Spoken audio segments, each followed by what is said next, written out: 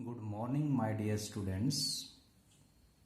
In our last lecture, we have done the formation and type of detergents. But now comes to our today topic is cleansing action of soaps and detergents. Now, the formation of both soaps and detergents we have done already, but we didn't know about the process of cleansing action. अभी तक हमने cleansing action का topic है वो study नहीं किया है। वैसे हम 10th क्लास में इसको कर चुके हैं। So comes to this one, cleansing action of soaps and detergents. In this one जो सोप्स का और जो डिटर्जेंट्स का जो मॉलिक्यूल होता है, मॉलिक्यूल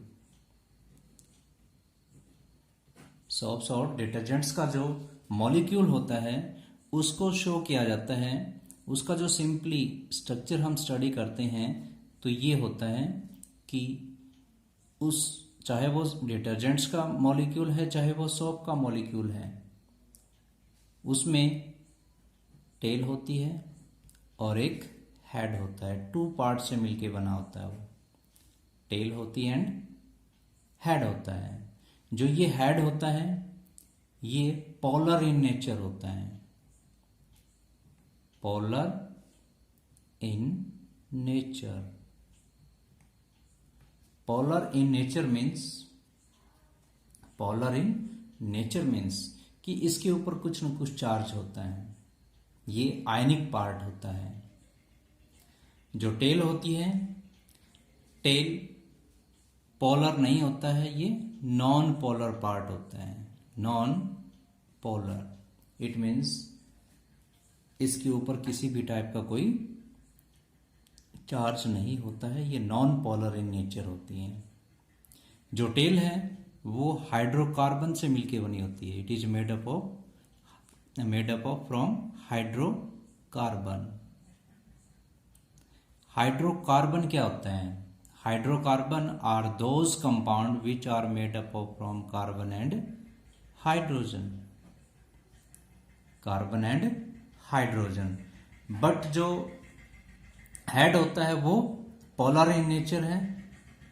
ये आयनिक पार्ट होता है एक तरीके से। So in this one firstly हम लेते हैं पोलर पार्ट। पोलर पार्ट और maybe non polar. Firstly is the non polar. Non polar. So जो एक सिंपल मॉलिक्यूल होता है सोप और डिटर्जेंट्स का, उसका फर्स्ट पार्ट होता है non polar. So in this one जो नॉन पोलर पार्ट होता है वो किससे मिलकर के बना होता है? अभी हमने डिस्कस किया, वो हाइड्रोकार्बन से मिलके बना होता है। हाइड्रोकार्बन। हाइड्रोकार्बन इट मीन्स इसकी लॉन्ग चेन, कार्बन और हाइड्रोजन की एक लॉन्ग चेन होती है जो हाइड्रोकार्बन। तो हाइड्रोकार्बन के तौर पे हमने पहले स्टडी भी किया था, जैसे हमने सोप्स की जो है फॉर्मेशन की थी, वहां पे डिफरेंट टाइप के फैटी एसिड हमने डिस्कस किए थे। तो उन्हीं में से कोई भी फैटी एसिड हो सकता है, तो वो हाइड्रोकार्बन की एक लॉन्ग चेन होती है। नाउ जो हाइड्रोकार्बन पार्ट होता है, उस हाइड्रोकार्बन पार्ट की जो नेचर होती है वो नॉन पोलर होती है। Non polar. Non polar means उसके ऊपर किसी भी टाइप का कोई चार्ज नहीं होता है, वो आयोनिक नहीं होता है। सो हाइड्रोकार्बन पार्ट हो गया प्लस नॉन पोलर हुआ।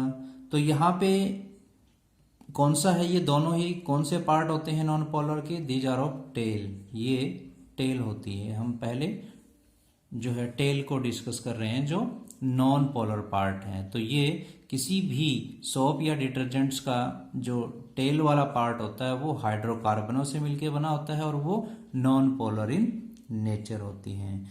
और क्या इसके कैरेक्टरिस्टिक्स होते हैं? अनदर वन होता है कि ये फैट और ऑयल से मिलके बना होता है। Fat and oil. जो टेल होगी वो फैट और ऑयल का ही एक पार्ट होगी, और ये फैट और ऑयल हमेशा क्या होगी, हाइड्रोफोबिक इन नेचर। क्या होगी, hydrophobic, hydrophobic in nature. Hydrophobic in nature का मीनिंग क्या है? हाइड्रोफोबिक इन नेचर का मीनिंग है कि जो टेल है वो वाटर से दूर भागेगी, वाटर की तरफ वो अट्रैक्ट नहीं होती। हमें ये पता है कि ऑयल और फैट कभी भी वाटर में डिजोल्व नहीं होता, कभी वो वाटर की तरफ अट्रैक्ट नहीं होंगे। क्लियर? तो इट मीन्स यहां से नॉन पोलर पार्ट से ये बातें क्लियर होती हैं कि एक तो वो हाइड्रोकार्बन से मिलकर बना होता है, और हाइड्रोकार्बन मेनली फैट और ऑयल के ही पार्ट होते हैं। ये नॉन पोलर इन नेचर होते हैं, किसी भी प्रकार का जो है इनके ऊपर कोई चार्ज नहीं होती, इट मीन्स ये आयनिक नहीं होते हैं। Another one hydrophobic in nature. तो लास्ट क्या है इसका कैरेक्टर्स, कि ये हाइड्रोफोबिक इन नेचर होते हैं। इट मीन्स ये वाटर से दूर भागते हैं, वाटर को रिपेल करते हैं। And now comes to the second part. Second part पे आ जाइए। जो सेकेंड पार्ट होता है, सेकेंड पार्ट पोलर पार्ट होता है। पोलर पार्ट, पोलर पार्ट जिसे हम हेड बोलते हैं। पोलर पार्ट क्या होता है? हेड। जो हेड होता है वो पोलर पार्ट होता है, और ये कैसा होता है? आयोनिक होता है, आयोनिक पार्ट, आयोनिक पार्ट होता है। Another one is, it mean जिसे हम पोलर बोलते हैं, पोलर होता है, आयोनिक पार्ट होता है। अनदर वन कैरेक्टर्स क्या है? ये फैट और ऑयल, जैसे नॉन पोलर था वो फैट और ऑयल का ही एक तरीके से पार्ट होते हैं, फैट और ऑयल को अपनी तरफ अट्रैक्ट करते हैं। तो उसी तरीके से जो हेड होता है वो फैट और ऑयल को रिपेल करेगा, वो फैट और ऑयल की तरफ अट्रैक्ट नहीं करेगा। तो ये क्या होगा? Hydrophilic in nature, hydrophilic in nature. Hydrophilic in nature का meaning, hydro means water, philic means attract करना। हाइड्रो मीन्स वाटर और फोबिक मीन्स रिपेल करना, दूर भागना। तो इट मीन्स यहां पे जो पोलर पार्ट होता है वो हाइड्रोफिलिक इन नेचर होता है, जो वाटर को अपनी तरफ अट्रैक्ट करेगा, जो वाटर में डिजोल्व होगा। तो वो कौन सा पार्ट होता है? वो होता है हेड। ये वाटर को अट्रैक्ट करने की टेंडेंसी रखता है। तो जनरली जो पोलर पार्ट होता है, जनरली जो पोलर पार्ट होता है सोप्स के अंदर और मे बी इन डिटर्जेंट्स के अंदर, तो ज्यादातर जो सोप्स के अंदर होता है, जो पोलर पार्ट होता है, इट मीन जो हेड होता है सोप के अंदर, वो क्या होता है? सोप्स के अंदर जो हेड होता है, इट मीन्स जो पोलर पार्ट होता है उसे हम क्या बोलते हैं? कौन सा होता है वो होता है कार्बोक्जिलेट आयन का, कार्बोक्जिलेट आयंस। कार्बोक्जिलेट्स आयंस होते हैं, carboxylate ion, it means COO negative, ये पार्ट होता है। जनरली साबुन का, सोप्स का हम फॉर्मूला राइट करते हैं, क्या होता है? RCOONA, Na पे प्लस COO के ऊपर नेगेटिव। तो जो R है वो क्या हो गया? टेल। R क्या है? टेल। R हाइड्रोकार्बन को शो करेगा, और बाकी जो ये पार्ट है वो क्या है? हेड। तो हेड में, हेड है वो कार्बोक्जिलेट आयन का बना होता है, COO नेगेटिव। ये किसके केस में होता है? Polar part. और सोप के केस में होता है, सोप के केस में जो पोलर पार्ट होता है वो कार्बोक्जिलेट आयन होता है। लेकिन जो डिटर्जेंट्स के अंदर होता है, जो डिटर्जेंट्स के अंदर होता है, डिटर्जेंट्स के अंदर जो पोलर पार्ट है वो कौन सा होगा? या तो सल्फोनेट ग्रुप होगा या फिर सल्फेट ग्रुप होगा। या तो सल्फोनेट या फिर सल्फेट होगा। सल्फोनेट में क्या था, SO3 पार्ट, सल्फेट में क्या था, SO4। तो यहां पे जो सल्फेट है और जो सल्फोनेट है, इसके अकॉर्डिंग एग्जाम्पल क्या हमने स्टडी किया था, वहां पे एग्जाम्पल हमने लिया था सोडियम पैरा डोडिसाइल बेंजीन सल्फोनेट, ये एग्जाम्पल हमने स्टडी किया था। जो डिटर्जेंट्स हैं, डिटर्जेंट्स के अंदर सोडियम पैरा डोडिसाइल बेंजीन सल्फेट, ये अगर हम इन सभी का, चाहे वो सोप है चाहे वो डिटर्जेंट्स का एग्जाम्पल है, अगर हम इन दोनों का ही अगर स्ट्रक्चर बनाने की कोशिश करें तो स्ट्रक्चर किस तरीके से होगा। जैसे सोप्स का हो गया RCNA, RCNA में एग्जाम्पल हम लेते हैं C17H35 का, C17H35COONA, C17H35, ये क्या होता है, स्टीरेट। जो स्टीरिक एसिड हमने किया था C17H35COOH, तो ये सोडियम स्टीरेट है, सोप है। तो इस सोडियम स्टीरेट सोप का जो मॉलिक्यूल होता है उसका अगर स्ट्रक्चर हम ड्रॉ करेंगे तो वो क्या होगा, C17H35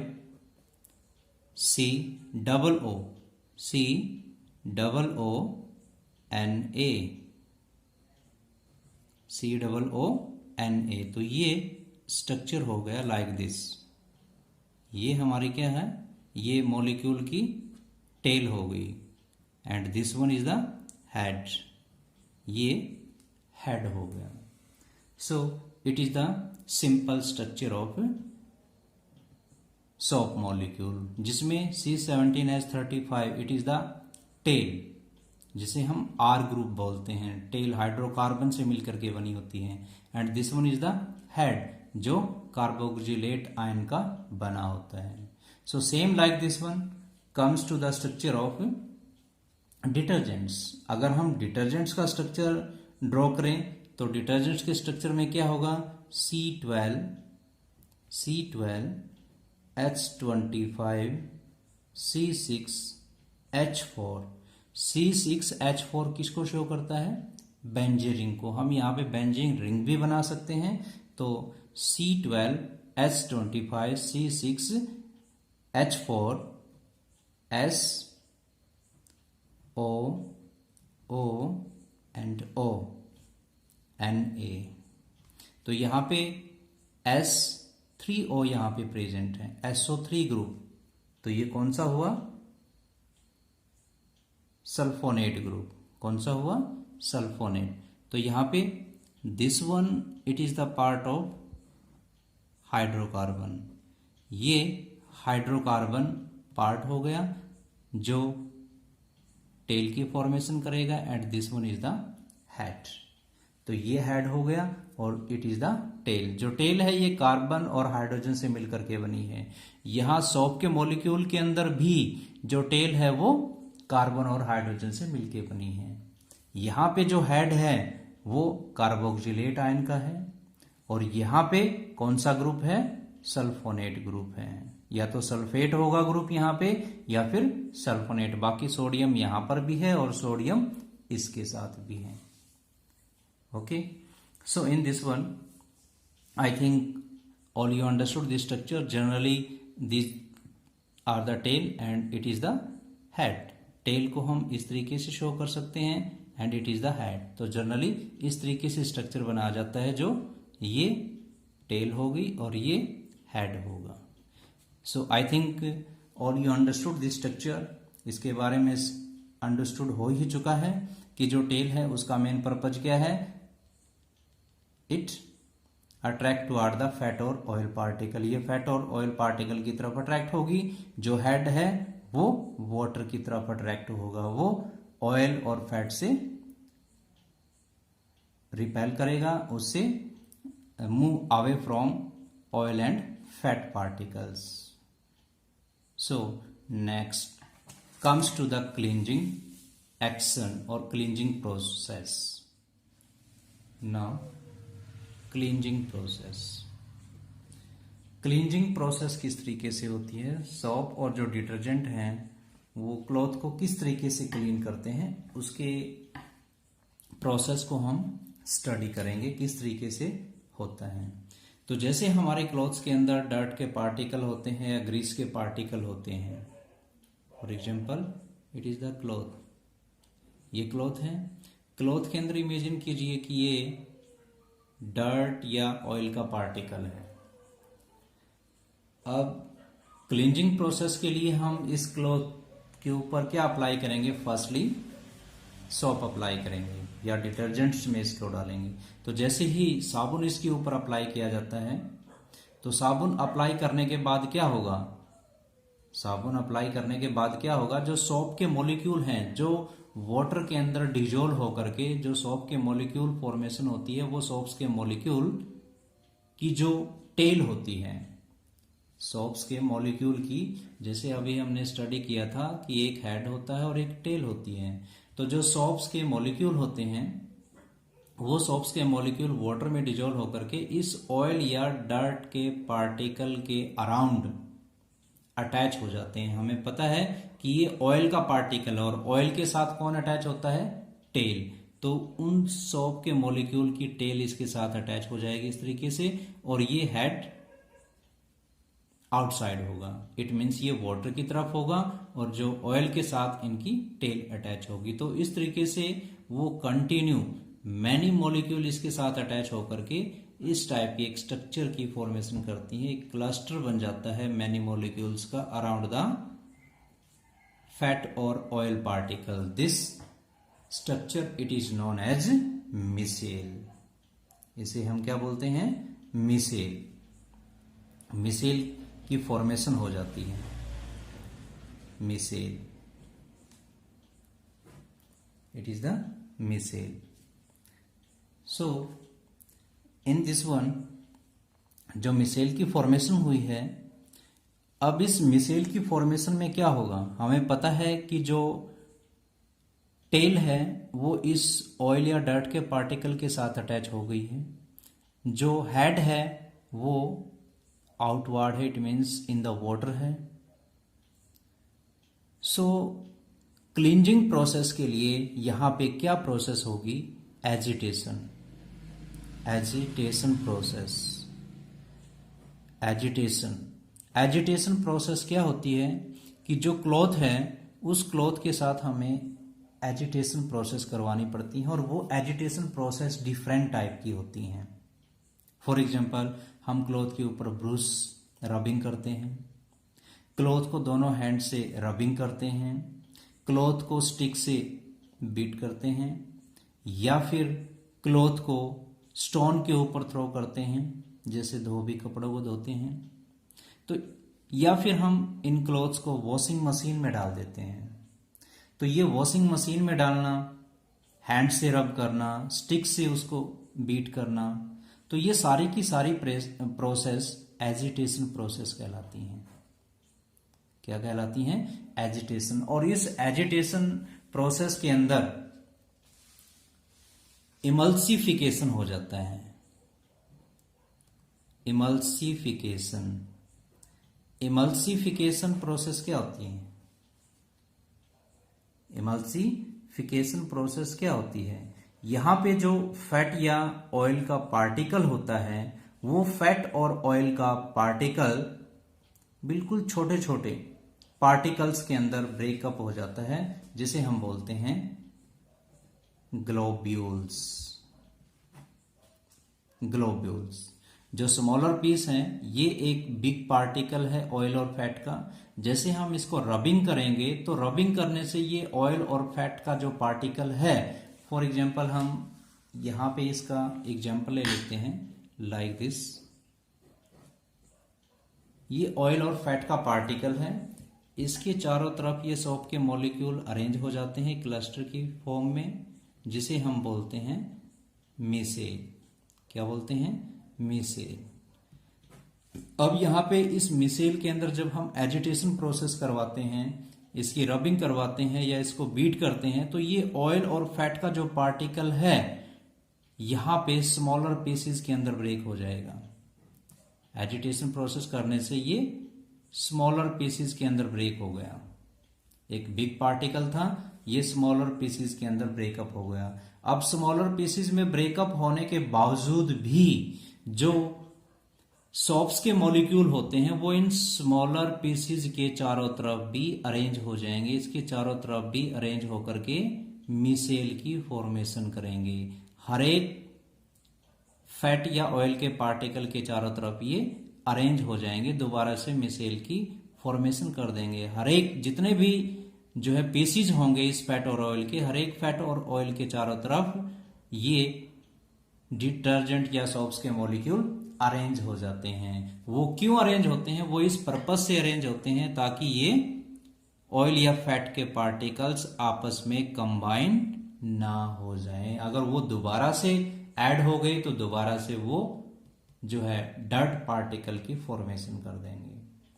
तो इसी तरीके से ये बिल्कुल स्मॉलर पीसेस के अंदर ब्रेकअप हो जाते हैं और उन स्मॉलर पीसेस को कवर कर लेते हैं सोप्स के मॉलिक्यूल। उनकी टेल उनके साथ अटैच हो जाती है ताकि जो है वो आपस में कंबाइन ना हो सके, वो स्मॉलर पीसेस फैट या ऑयल के आपस में दोबारा से जो है कंबाइन होकर के फैट की फॉर्मेशन ना कर दें। अगर वो दोबारा से कंबाइन हो गए तो उनको क्लॉथ से निकालना मुश्किल हो जाएगा। तो इस तरीके से जैसे ही हम वाटर को रिंस करते हैं, वाटर से इन क्लॉथ्स को रिंस करते हैं, उसके ऊपर वाटर डालते हैं, तो वाटर डालने से क्या होगा? जो वाटर है वाटर के साथ कौन चलेगा? वाटर के साथ मूव करेगा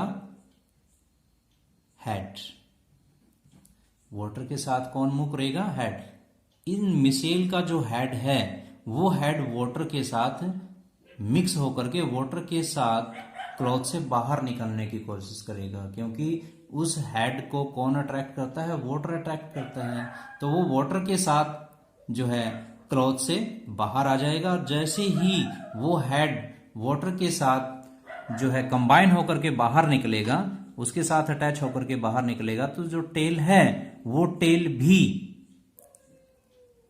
इस ऑयल या फैट पार्टिकल को अट्रैक्ट करके क्लॉथ से बाहर ले आएगी। क्योंकि ये जो टेल है, अगर हेड जा रहा है तो साथ में वो टेल को लेके जाएगा। अगर टेल जाएगी तो वो टेल अटैच है ऑयल या फैट के पार्टिकल के साथ, तो वो ऑयल और फैट को भी अपने साथ बाहर लेके आएगी और इस तरीके से जो क्लॉथ है वो क्लीन हो जाएंगे।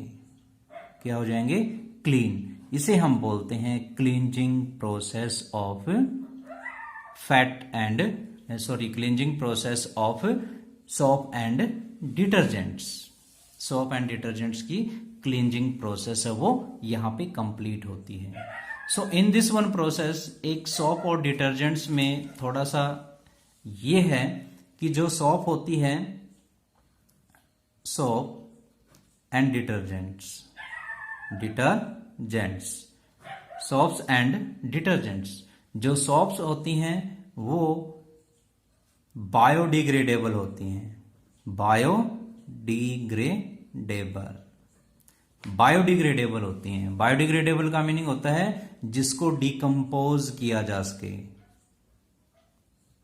जिसको डिकम्पोज किया जा सके, यानी वो सिंपल सब्सटेंस के अंदर ब्रेकअप हो सके। ये हमारे इन्वायरमेंट का पॉल्यूशन नहीं करते हैं। लेकिन जो डिटर्जेंट्स होते हैं वो डिटर्जेंट्स नॉन बायोडिग्रेडेबल होते हैं।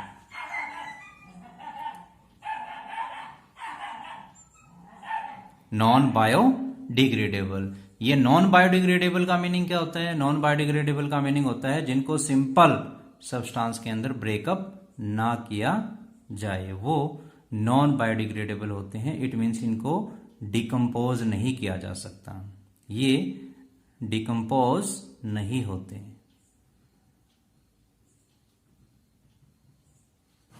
ये डिकम्पोज नहीं होते। इट मीन्स ये एनवायरनमेंट का पॉल्यूशन करते हैं। और डिटर्जेंट्स को, चाहे वो हार्ड वाटर है चाहे वो सॉफ्ट वाटर है, दोनों में हम डिटर्जेंट्स को यूज कर सकते हैं। लेकिन जो सोप है वो केवल सॉफ्ट वाटर में ही क्लींजिंग एक्शन को शो करेगी, हार्ड वाटर में क्लींजिंग एक्शन को शो नहीं करती। ओके, तो इस तरीके से सोप और डिटर्जेंट्स का हमारा जो टॉपिक है वो कंप्लीटली फिनिश होता है। उसके बाद आता है chemical in food. Now chemicals in food. Food के अंदर हम डिफरेंट टाइप के केमिकल्स को ऐड करवाते हैं। तो केमिकल्स के अंदर ऑन फूड का हम क्यों ऐड करवाते हैं, ऐसा क्या होता है उनमें? सो केमिकल इन फूड, जितने भी डिफरेंट टाइप के केमिकल्स होते हैं, for example comes to this one, all those chemical which are added to food to improve its keeping qualities, appearance,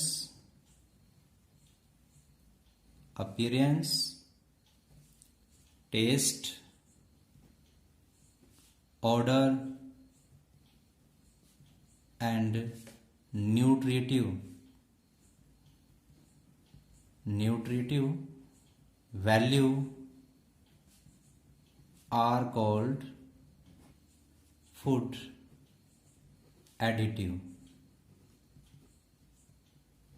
उसे हम फूड एडिटिव कहते हैं। तो ऐसे डिफरेंट टाइप के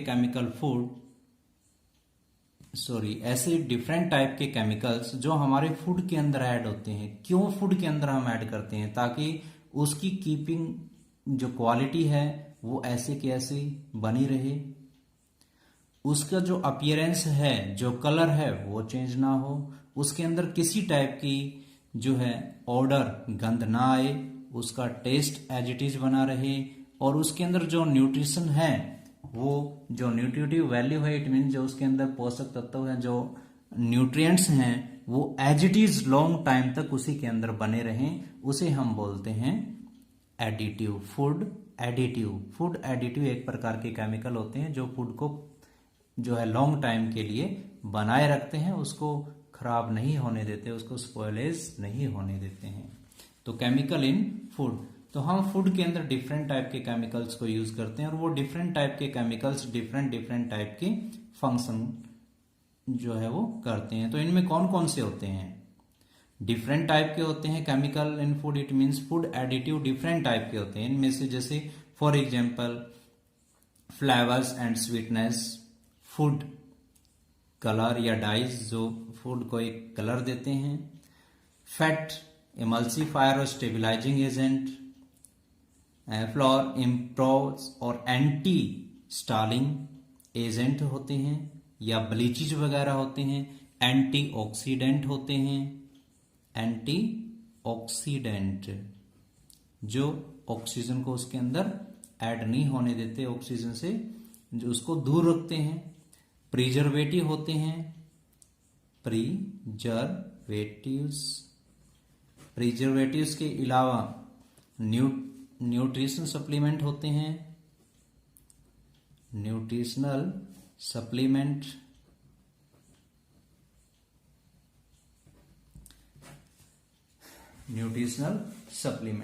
ये डिफरेंट टाइप के फूड एडिटिव्स होते हैं, बट हमारे सिलेबस के अंदर प्रिजर्वेटिव्स हैं। हमारे सिलेबस के अंदर क्या है? फूड प्रिजर्वेटिव्स हैं। इन फूड प्रिजर्वेटिव्स को हम स्टडी करेंगे कि फूड प्रिजर्वेटिव होते क्या क्या हैं। अभी हमने स्टडी किया कि जो फूड प्रिजर्वेटिव्स हैं वो डिफरेंट टाइप के होते हैं। कुछ ऐसे होते हैं जो उसके अंदर स्वीटनेस को इंक्रीज करते हैं, कुछ ऐसे होते हैं जो कलर को इम्प्रूव करते हैं उसके अंदर, कुछ ऐसे होते हैं जो फैट को इमल्सिफाइड करते हैं या स्टेबलाइजिंग एजेंट होते हैं, कुछ ऐसे होते हैं जो ब्लीचिज का काम करते हैं या एंटी स्टालिंग एजेंट होते हैं, कुछ एंटीऑक्सीडेंट होते हैं, प्रिजर्वेटिव होते हैं, और न्यूट्रिशनल सप्लीमेंट होते हैं जो हमें न्यूट्रिशन प्रोवाइड करवाते हैं लॉन्ग टाइम के लिए वो फूड के अंदर जो उनकी ये वैल्यू है वो एज इट इज बनी रहती है, वो जल्दी से लॉस नहीं होती है। तो बाद में अभी हम स्टडी कर रहे हैं प्रिजर्वेटिव से।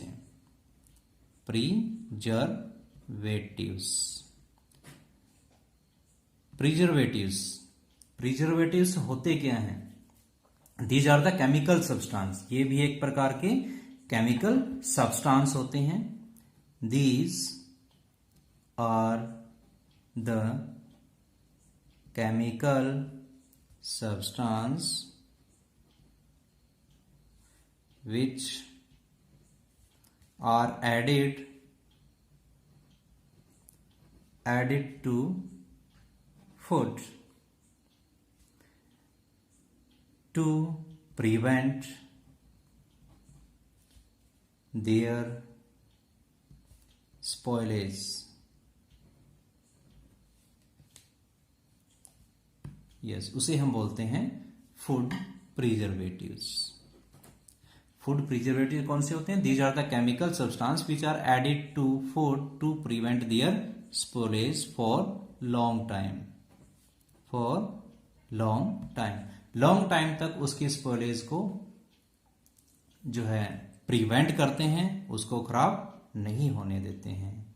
सो इन दिस वन, इसकी सिंपली हम डेफिनेशन ये भी दे सकते हैं कि ऐसे केमिकल सब्सटेंस जो माइक्रो ऑर्गेनिज्म से फूड को प्रोटेक्ट करते हैं, माइक्रो ऑर्गेनिज्म से फूड का प्रिजर्व करते हैं, उसे हम फूड प्रिजर्वेटिव्स कहते हैं। ये फूड प्रिजर्वेटिव्स डिफरेंट टाइप के होते हैं। तो ये जो फूड प्रिजर्वेटिव हैं उनको हम वन बाय वन डिस्कस करते हैं। तो yes, so first one is sodium benzoate।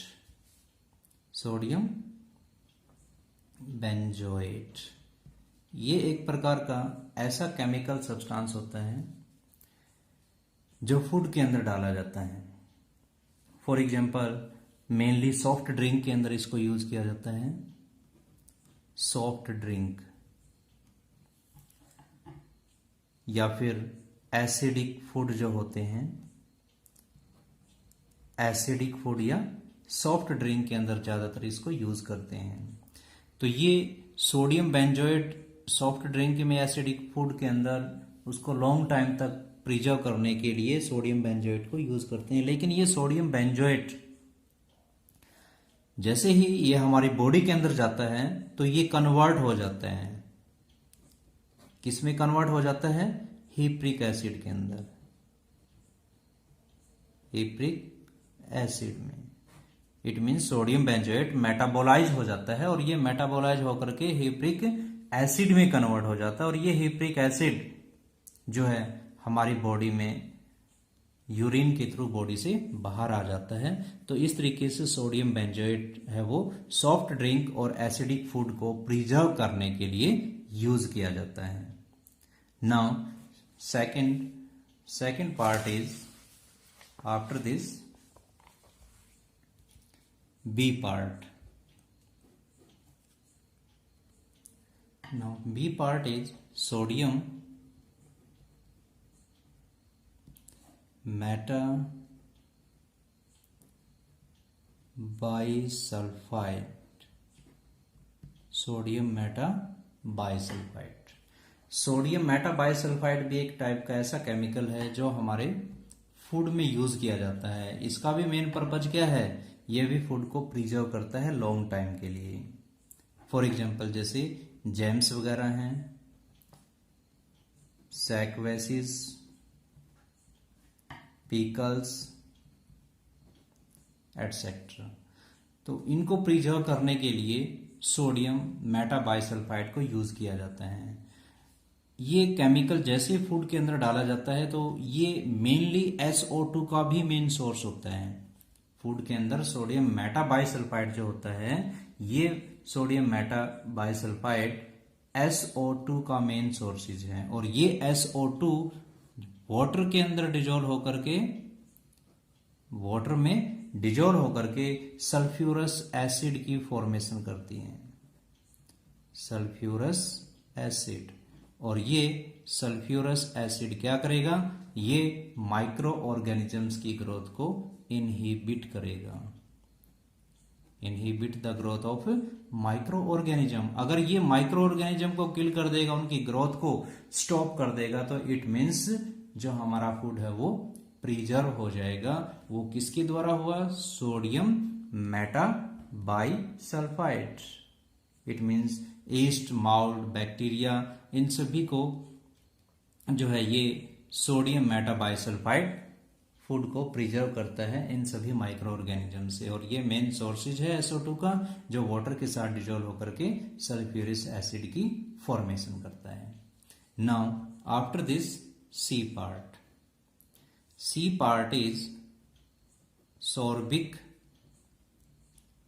Acid and its salt, sorbic acid and its salt.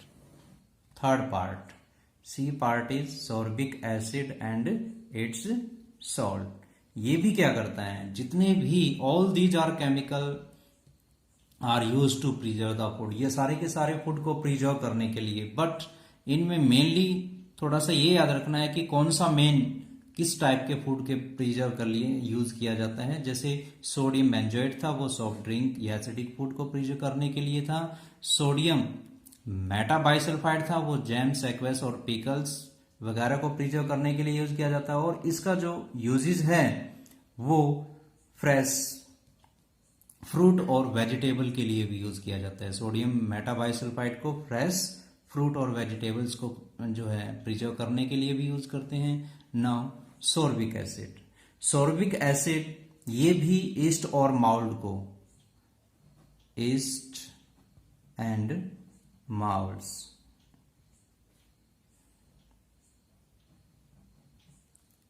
East and moulds, these are the micro organisms.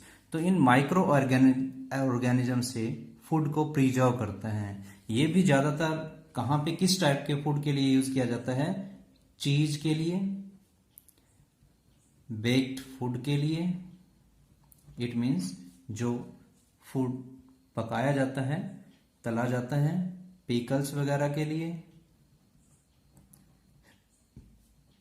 Meet, yes, चीज, baked food, pickles, meet और fish,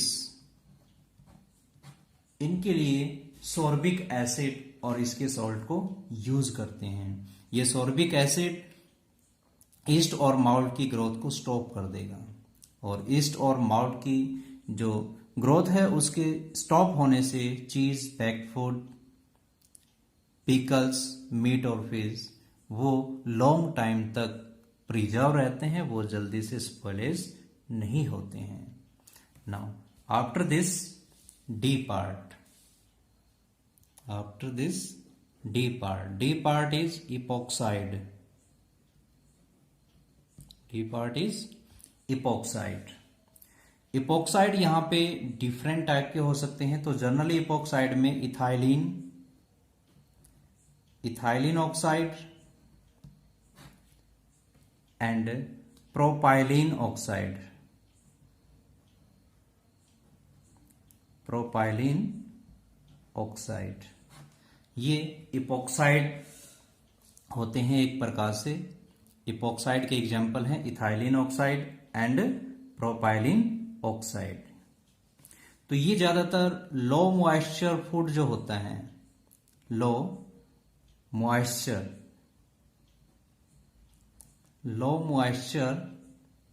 food को preserve करते हैं, जिनमें नमी कम होती है। एक तरीके से जो ड्राई फ्रूट्स वगैरह होते हैं या ड्राई ग्रेन्स होता है, तो उनको प्रिजर्व करने के लिए फॉर एग्जाम्पल्स स्पाइसेस हैं, नट्स हैं और ड्राई फ्रूट्स हैं, ड्राई फ्रूट्स। तो इनके लिए इपोक्साइड यूज करते हैं। तो इपोक्साइड में इथाइलिन ऑक्साइड है और प्रोपाइलिन ऑक्साइड है। ये दोनों ही टाइप के जो है इपोक्साइड की कैटेगरी में आते हैं, और इन इपोक्साइड को लो मॉइस्चर फूड को प्रिजर्व करने के लिए यूज करते हैं। ये भी माइक्रो ऑर्गेनिजम्स की ग्रोथ को स्टॉप कर देते हैं। ये फूड को लॉन्ग टाइम तक बनाए रखते हैं, उसको जल्दी स्पॉइलेज नहीं होने देते। Now after this part, E part is P hydroxy benzoate, para hydroxy benzoate ester.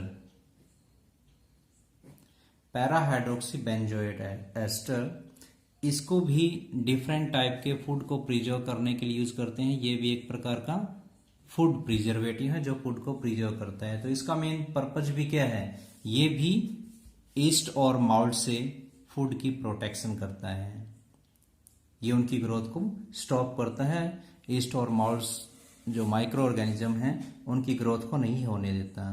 तो जनरली ये बेक्ड जो फूड होता है, बेक्ड फूड, ये भी soft drink,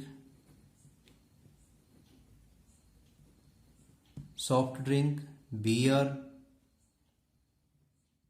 different type syrups,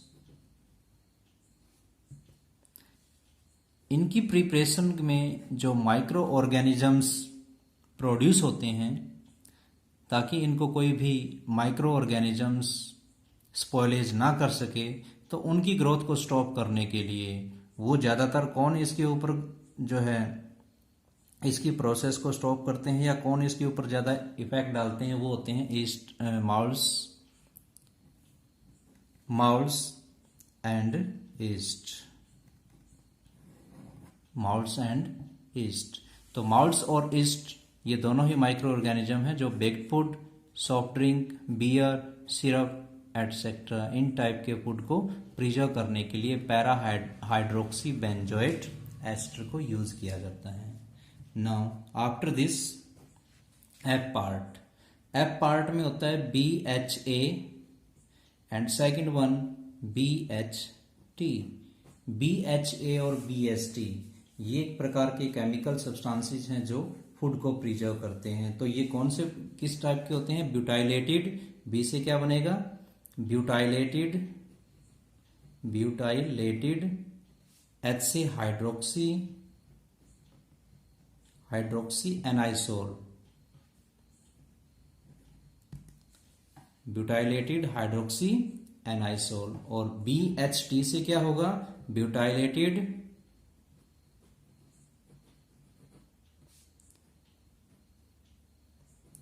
hydroxy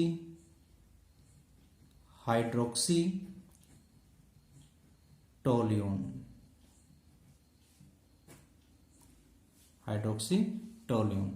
तो BHA butylated hydroxy anisole, BHA butylated hydroxy toluene. तो यहाँ पे ये जो केमिकल सब्सटेंस इनका मेन पर्पज क्या होता है, ये एंटीऑक्सीडेंट का काम करते हैं।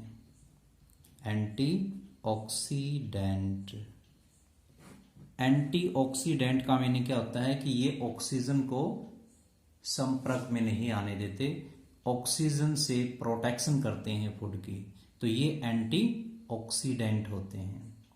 इट मीन्स जो कुछ एक इस टाइप के फूड होते हैं जिनमें ऑक्सीजन, जिन फूड के अंदर अगर उसको जिस भी टाइप के फूड को ऑक्सीजन चाहिए तो वो ऑक्सीजन एक्सेप्ट करते ही उसका जो टेस्ट और स्मेल है वो चेंज हो जाती है। तो उस टाइप के फूड के लिए इन एंटीऑक्सीडेंट फूड को एंटीऑक्सीडेंट केमिकल सब्सटेंस को यूज किया जाता है। These are the food preservatives.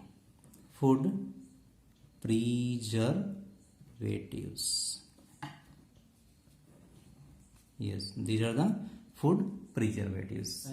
Now our topic is completed. If you have any query, you can write in comment section. Thank you. Have a nice day.